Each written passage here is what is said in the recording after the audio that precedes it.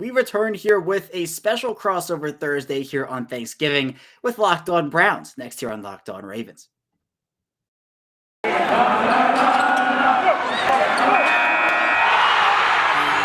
You are Locked On Ravens, your daily Baltimore Ravens podcast, part of the Locked On Podcast Network, your team every day.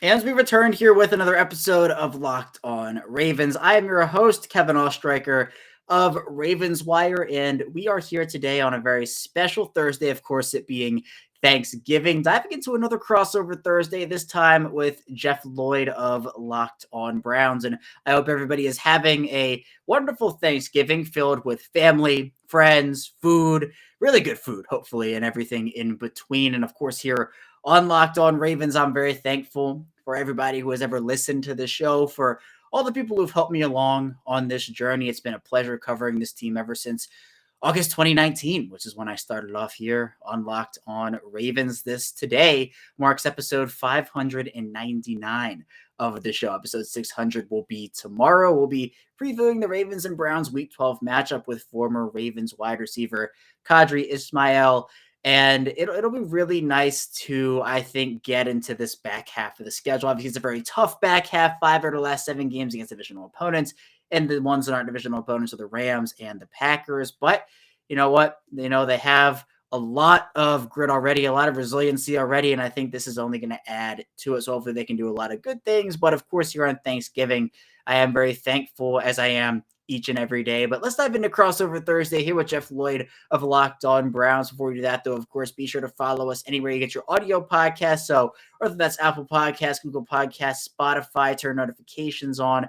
Also, in video form, if you're following along with us on YouTube, be sure to like the video, subscribe to the channel. It does help out a lot. Our goal is 1,000 subscribers. Our first goal is 1,000 subscribers here on Locked On Ravens. Also, be sure to follow me on Twitter at ChaosStriker34 and the Locked On Ravens account at Locked On Ravens for show updates. But without any further ado, let's dive into crossover Thursday with Jeff Lloyd of Locked On Browns. We are here with a special Thanksgiving crossover Thursday. Kevin Ostreicher of Locked On Ravens here with Jeff Lloyd of Locked On Browns. And on behalf of the entire Locked On Podcast Network, a very happy Thanksgiving to everybody out there. Hopefully it's full of great food and family and friends and everything involved with that. So, Jeff, we have a Week 12 matchup here with the Ravens and the Browns, which should be a good one, prime time. A very happy Thanksgiving to you as well, my friend. How are you doing today? Good, Kevin. And first things first, when I saw the schedule this week, and it's always nice of, the network to say, hey, look, we understand it's a holiday, you guys can get this one off. And for back in my head is and Kevin, because I sent a message right to, it's Browns Ravens week. Like, I mean, we're not going to do this, especially, where both teams are, the way the AFC North is jumbled together. And the fact that they play Sunday night, look, there's plenty of time to, get to the turkey, the ham debates, the side dish debates, all of that stuff. But for both these teams, this is an enormous week. I mean, the Ravens could maybe get themselves some much needed breathing room. The Browns, I mean, if it's not now, when is it going to be that this team can finally get it up and get ready, get excited for, and get something accomplished against a big time opponent this year? It's, this is a paramount week, paramount matchup, certainly, in all the lights and glitz of Sunday night, and with Chris Collinsworth in the slide. Yeah, that slide will always be there and always be a big part of Sunday Night Football. But, Jeff, this Browns team is a very interesting one. Obviously, the hype coming into the season was really around the Ravens and the Browns for the AFC North crown. You had Pittsburgh and Cincinnati kind of in there a little bit, but this Browns team is 6-5, and I think one of the bigger storylines is Baker Mayfield and just how he has played this year. Now, he is probably one of the, if not the most injured player in the NFL at this point, and I'm curious to hear about just what the mood in Cleveland is surrounding Baker Mayfield right now, because I think it's a controversial topic in some senses, because Mayfield is definitely not the player he was because of the injuries holding him back a little bit. He still wants to go out there, still wants to compete and be a competitive player with his teammates. But is there any sense in Cleveland right now that he is not the best man for the job, either this season or even for the future, because of, one, the injuries, or two, what some people are calling a bit of mediocre play? Look, it's fair to say that this offense is certainly not where it needs to be. And I've had to go through this daily And, for me, Kevin, to take, time away from Twitter and social media just tells you how ridiculous things get. Because I normally love to get in there and mix it up. But, Myles Garrett, and this is the craziest thing about it, Myles Garrett gets more defended for missing the latter part of 2019 for what he did to Mason Rudolph than what Baker Mayfield is doing right now for this franchise. Should he really be out there? Probably not. But you know what he says in his mindset? I'm good enough to be out there. And and basically what he says is, it's not my right arm. And if it's not my right arm, then I can go out there and do my job to X percentage and do what's asked of me.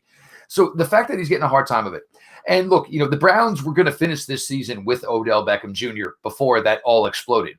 So, and this is where, it gets to your point. You were about to make some long-term decisions on this franchise based on, you didn't really have concrete evidence. You had Odell here. It was the thing that never worked. You wanted to get him involved, but it was simple. Baker was better when you were not trying to feature Odell Beckham Jr. Now, even more dinged up. But let's talk about this. Jarvis Landry didn't practice today. Donovan Peoples-Jones didn't play Sunday. He's injured. Your rookie third-round pick, Anthony Schwartz, still in the concussion protocol. He didn't play this week. So everybody wants to get on him about his play last week against the Detroit Lions. And I get it. It wasn't great. But right now, Donovan Peoples-Jones is the number one wide receiver for the Cleveland Browns. He didn't play last Sunday. Anthony Schwartz didn't play last Sunday. Jarvis Landry played last Sunday.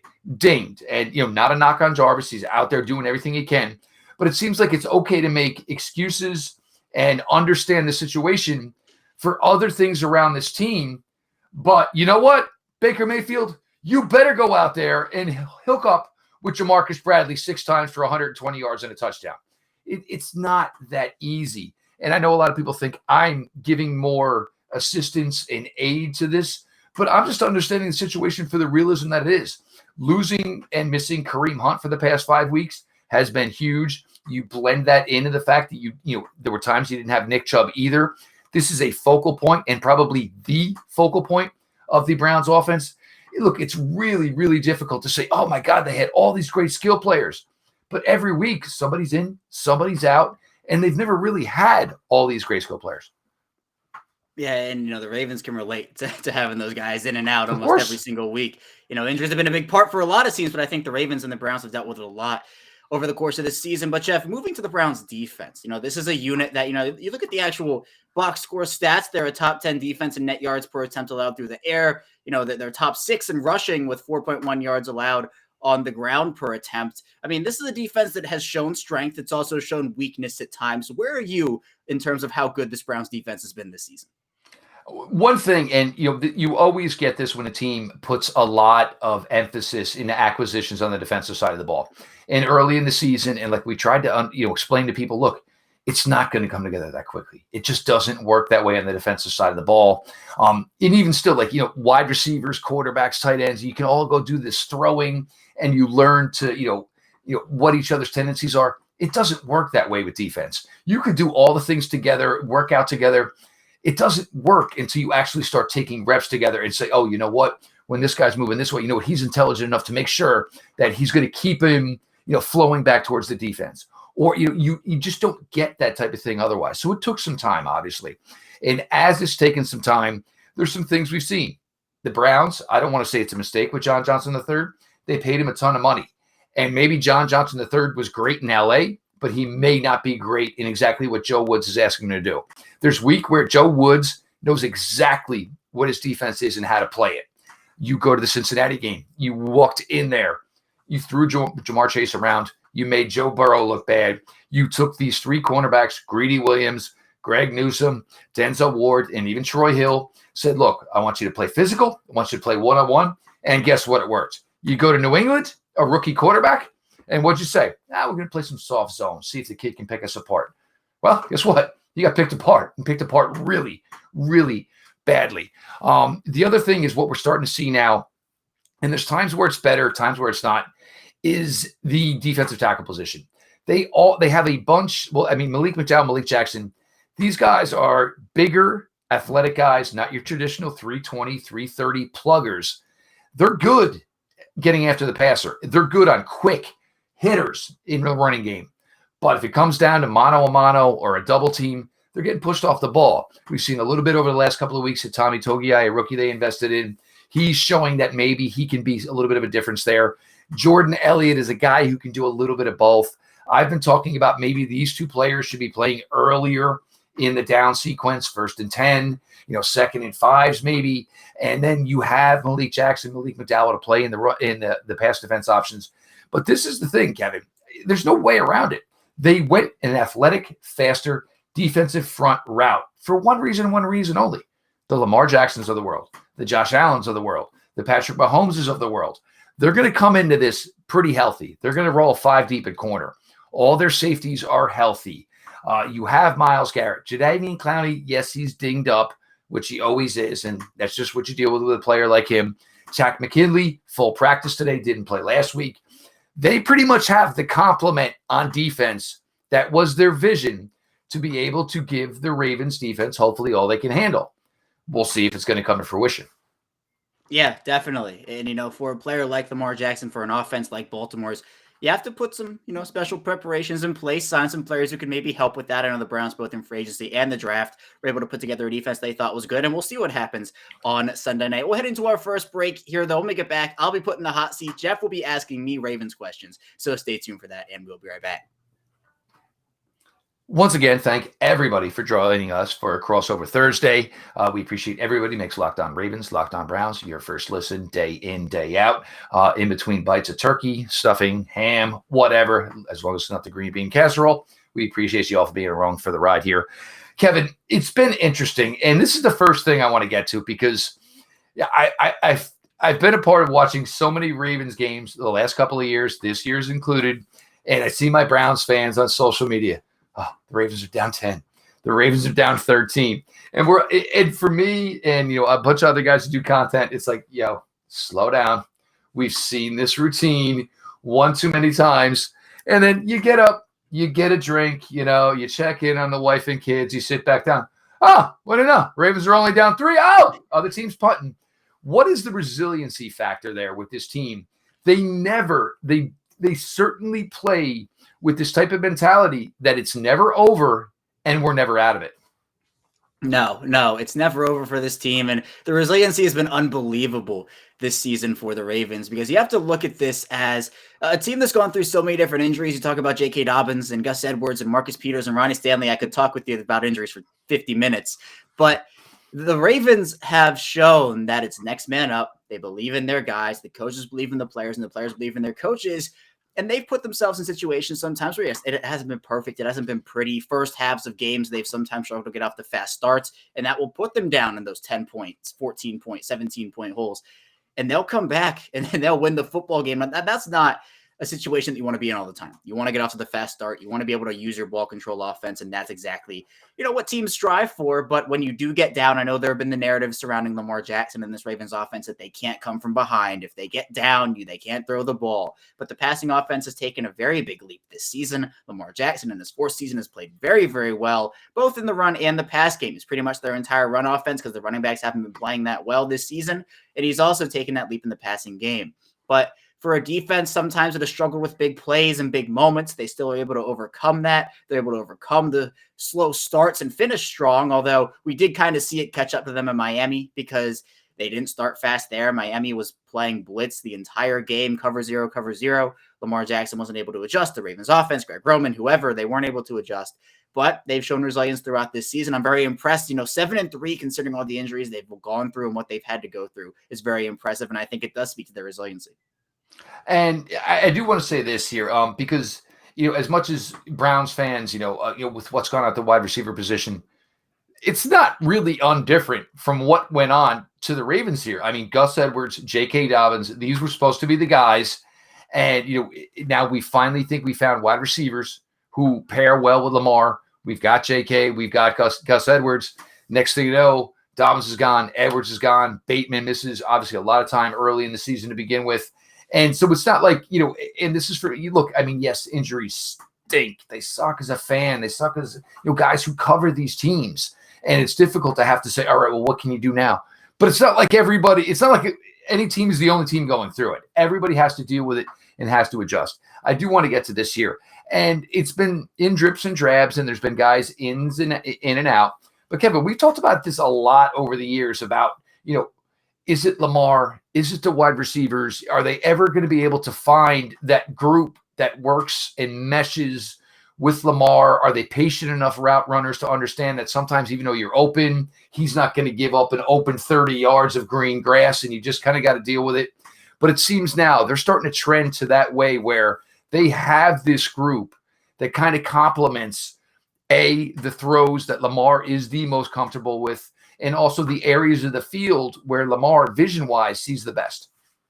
Yeah, and I think credit to Lamar Jackson, the areas where he is comfortable throwing have improved and increased over the course of his NFL career. Coming out of college, much like anybody who comes out, there are areas of the game where, he has to improve and learn. And I think he's done that, especially as we've seen the leap in year 4 where he just looks calm in the pocket, collected. He's not panicking as much. There are a lot of throws that he makes that you think, how in the world did he make that? They're throws to the outside, throws to the middle of the field. They're everywhere. But for the wide receivers, this is by far the best receiving core that Jackson has had over the course of his career. He was throwing to guys like Seth Roberts, Willie Snead, Michael Crabtree, and no bashing on him. But I personally, Jeff, I would rather have Marquise Brown and Rashad Bateman and even a Sammy Watkins type player. And I think, it's kind of the same thing with the receivers too. Marquise Brown came into the league as a very small guy. He hasn't necessarily grown, but he's gotten stronger. He's improved in his route running in his area, and he looks super fast off the line, is able to cut in and out, does a really good job. He's not just a deep threat, as some people kind of classify him as. Rashad Bateman, after missing the first 5 weeks of the regular season, has come in and is a chain mover, pass interference guy. He draws a lot of pass interference calls. So Lamar Jackson is having those compliments now, not to mention Mark Andrews, who is one of the best tight ends in the NFL. That's somebody who I think is probably his most trusted security blanket. So, it's not just a matter of, hey, is Lamar Jackson improving? It's a matter of, can you put the pieces around Lamar Jackson to be successful? It's something that a lot of people were worried about coming into this offseason, of the 2021 offseason, because it was like, he's been throwing to all these guys that aren't a DeAndre Hopkins or a Stephon Diggs, people that the Bills and the Cardinals went out to get for their quarterbacks. So the Ravens draft Marquise Brown in the first round. They invest another first-round pick in Rashad Bateman. They bring in Sammy Watkins. But I think it's a testament to both Lamar Jackson and the receivers throughout this passing offense has improved, because it does look a lot better than it has in recent years. There's no question about it. And I think it just complements, the abilities that Lamar, obviously the just God-given abilities, that, he can rush for 120, 130 on any given Sunday. One I do want to get to here. I think this defense, and it's weird to say it, it's an un-Raven-like defense. And it's weird to see that, Kevin, I've been on, Brown's side here for years. I've seen defensive gaffes for years. It's nothing on my but to actually see this go on with a Baltimore Raven defense. And look, there were a lot of changes made there. I think Owa is going to be a fantastic addition. And what do you know, even though he didn't get a sack in college, he was able to make that work in the NFL. Surprise, surprise, surprise. But it seems like, in a lot of these games that we're talking about where the Ravens were slow to get going, normally you say, well, hey, D, can you do some heavy lifting? Like these guys get paid too. We got to, figure out exactly what's going on. We got to, basically, manipulate ourselves on the fly here to find out what's working for us. But the defense, it's kind of scattered at times for the Ravens. And to see wide open guys, the Miami game, blew me away. And it was, there were times where, Tua barely was out there, as far as what he could physically do. But it was like, well, good Lord. Kevin, you or I could hit a guy who was wide open by 25 yards. Yeah, this defense, Jeff, has been such an interesting case study this year, because they have a bunch of these really good things they're doing. They're the number 1 third down defense this season. They're the number 1 red zone defense this season, but they're bottom 5 in almost every pass defense category there is. And part of it is because just untimely big plays. And every week on Locked On Ravens, I talk about how limiting the big plays will do so much for this defense. And every week they just haven't been able to really get over that hump. And before that, also there was the tackling issues. The Ravens were one of the worst tackling teams for a very long time early in the season. But in order for a defense to really have success at the NFL level, it doesn't matter if you can stop a team for 3 consecutive drives. If they end up scoring a touchdown on a busted coverage, then that's 6 points right there, maybe 7, maybe 8, depending on the 2-point conversion or extra point. So, I think, I hate to keep going back to injuries because you mentioned it, Jeff. Every team does deal with it to some extent. But the Ravens lost Marcus Peters in that secondary, a huge, huge blow. Deshaun Elliott went down in week 9. That's another huge blow. So they're dealing with inexperienced players who are rookies or second-year guys who in a very complex Don Martindale defense, a very exotic blitzing scheme defense, it's hard to pick up. Earl Thomas came in 2019, and look, we all know what happened off the field with that. But on the field, he was a very good player for them. He even said he was having a bit of difficulty, and he even complimented Chuck Clark and said, I don't know why I'm here. This guy, Chuck Clark, is super smart, one of the smartest players I've seen. Clark is really the glue guy of this defense, really high football IQ. And you have players like Marlon Humphrey and Anthony Avery who's been playing well, and Chuck Clark. But for some reason, the secondary just hasn't gotten it together. I think is part communication. The pass rush hasn't been amazing this season. Has improved, but it hasn't been the best. So I think the injuries have taken a toll, but also it's just the big plays, the momentum killers that have taken a toll on this defense as well.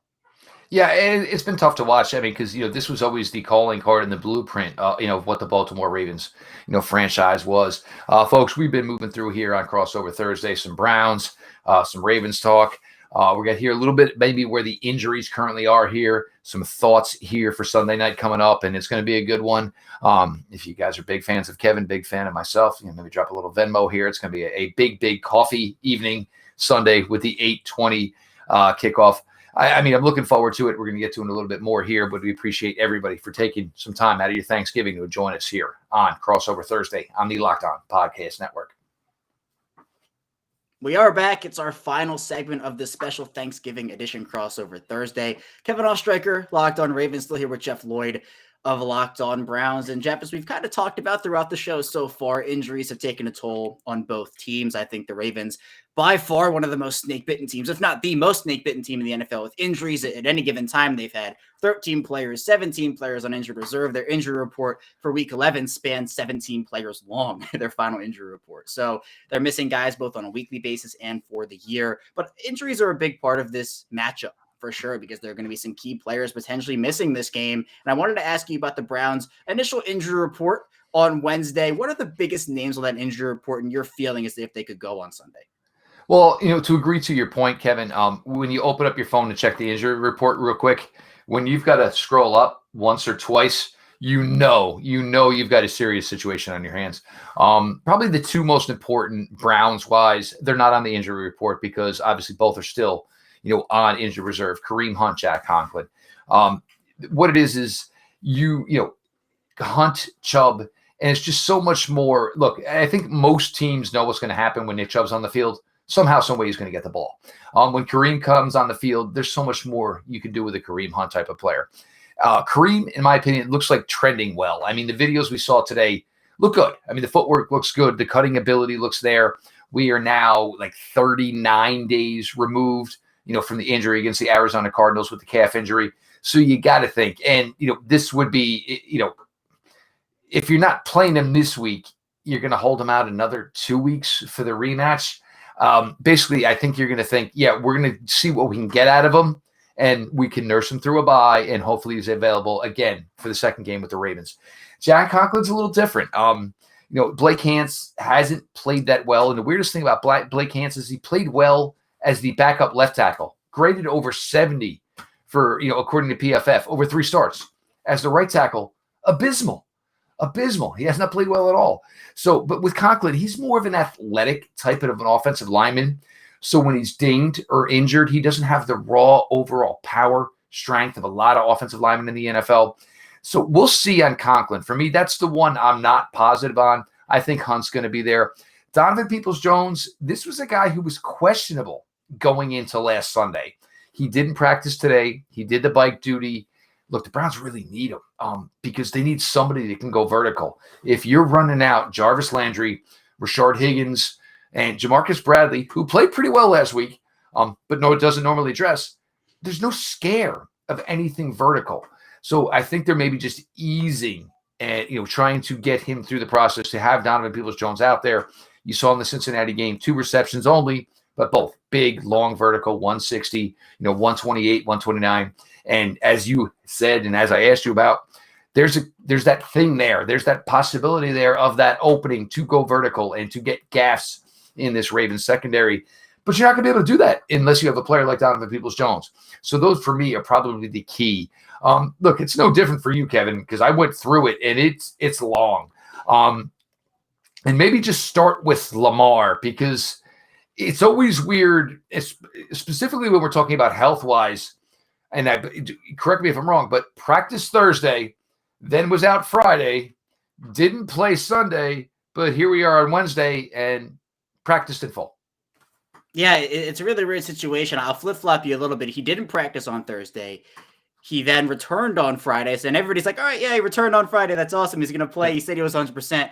On Saturday, they add him back to the injury report. He said he's questionable with the illness. And on Sunday, apparently they did everything they could. They gave him IVs, they did this, that, and the other, but he just was not feeling good at all. And he did return to practice on Wednesday. He did practice, and he did say, he's feeling 120%. So hopefully that does bode well. But after what happened last week, I'm not going to make any guarantees and say, yeah, he's going to play, because maybe there's another thing that happens. But it's good to see him at least back at practice and just doing stuff there. But, you said start with Lamar Jackson. I don't know if there's ever an end to this injury report, because it is so long, and you have to kind of zoom in on it on the graphic to see everybody who's out. The Ravens were missing 4 cornerbacks on Wednesday. They only dressed 3 in week 11 against the Bears, and one of them got injured for a series or 2. So they're dealing with the secondary. And then you also have Calais Campbell, who's currently in the concussion protocol. So hopefully he'll be able to recover and be ready for week 12 against Cleveland. But, concussions are always kind of a iffy thing in this day and age. And so we'll see what happens there. Josh Bynes added to the injury report. He had a hip thing. You could talk about the corners, and Anthony Averett is very important to this team. Tavon Young, Chris Westry, Jimmy Smith. So Marlon Humphrey's still out there, but it's who's behind Marlon Humphrey that's really going to get the run.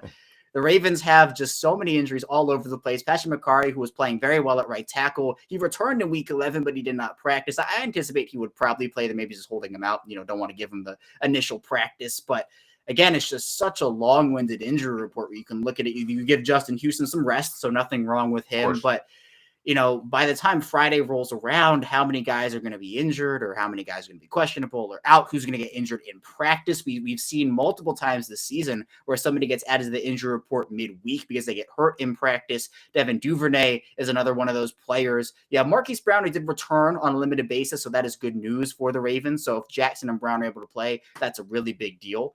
But I think just, as we've talked about, injuries for this Ravens team has really impacted their play. I'm very impressed. They're 7-3. Obviously, it's impacted the Browns too. Don't get me wrong.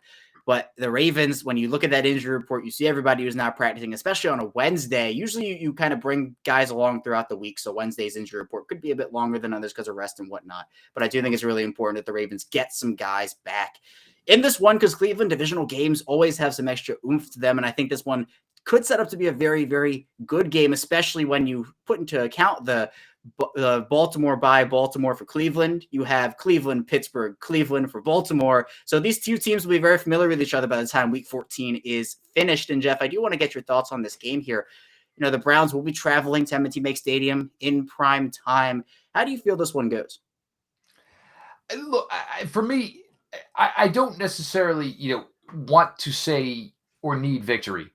I need to see something similar to the second matchup last year. I need to see this Browns offense, because look, the way it's going, even if he finds some way to eke this out, I don't see any damage being done in the playoffs. This offense is in serious need of correction. Do I think Donovan Peoples-Jones playing is capable of that? If he could have Anthony Schwartz, there's just something where it just seems so gun shy about it all. And the thing is, and they're trying to kind of nickel and dime some situations. That's really never been Baker Mayfield. He hits a shot play. He hits 2 shot plays. He's uncontrollable. He is just so fired up that he's able to play so much better after that. He gets that initial, chunky yardage where he knows something went right. And look, some of this is also on the offense coordinator. There's been so many times where, I've watched Kevin Stefanski and it was left, right, and just basically like a windshield wiper offense where you see the defense, all right, they're going to go right. And guess what? Something went to the left. And there seems to be a lack of that. And look, it's a short time to do it. And you're going against the Ravens, which has always obviously been a tough matchup for them. It's back against the wall type of mentality. There were times last year, certainly going down the stretch, the backs were against the wall. They found their way into the playoffs. You win into Pittsburgh. Coach Stefanski was home on his couch. You were missing guys back against the wall. They were able to do it. If it's not going to be this week, Kevin, it's going to be getting really close to draft talk here on Locked On Browns. And I do not want to go there. I think they're going to come in. I think they're going to show well. I think a lot of it is going to come down to the defense. Can the defense keep this in a manageable number, 20 or less? Because I'm not sure if this gets into a game where we're playing high 20s, 30s, this Browns offense is capable of playing that game. Yeah, it'll be really interesting. And I know, we talk about the 2 and 3 weeks for both teams facing each other. I think it's really hard to see the Ravens sweeping the Browns, really hard to see the Browns sweeping the Ravens. I think this is a split, but I think each team wins the home game. I'm picking Baltimore in this one, and I think it'll be big for their confidence to get a win in this. Now, it's for both teams, right? This is a divisional matchup, really huge game. And especially in a primes, we all know what happened in that last primes game, how good of a game it was overall, regardless of who won or who lost. But I'll be honest, I lost my coverage aspect of it. For me, it was kind of like, can we just play like 5 more series apiece and just let this go on? Because that's how much fun it was. There was a point where, it felt like the defenses weren't even on the field. That's how well the offenses were rolling. It was every time an offense got the ball, it was, they're going to score. It was every time back, forth. And I think, the injuries have kind of depleted both teams a little bit this season. There might not be as much firepower on both offenses when you look at the Ravens run game and the Browns receivers. But I still think this shapes up to be a really good game. I think it could come down to the defense, which, if you're betting on the Ravens pass defense, I don't know how good you feel about that. If Browns consistency, I don't know how good you feel about that. Maybe it just comes down to special teams. And you talk about, are you taking Justin Tucker in the situation? I'm probably taking Justin Tucker in any situation when it comes to special teams. So I'm going to say it'll be a close one. I think most people are taking Justin Tucker in this situation. Seriously, in every special team situation. I'm going to say 31-28, literally Justin Tucker, Ravens. I think I could see the Browns offense putting up some more points than some people anticipate, but I think the Ravens should start this one off fast. If they don't, they could be in a bit of trouble, but I think this, again, a good game is on the horizon. But Jeff, I think that's all we have here. Thank you so much for joining me here on this special Thanksgiving edition episode. A very happy Thanksgiving again to you, and we'll be talking again very soon. Yeah, Kevin. I guess we're going to run this stuff back here in about 2 weeks or so. But to everybody, who listens to Locked On Ravens, Locked On Browns, everybody listens to Locked On Podcast Network.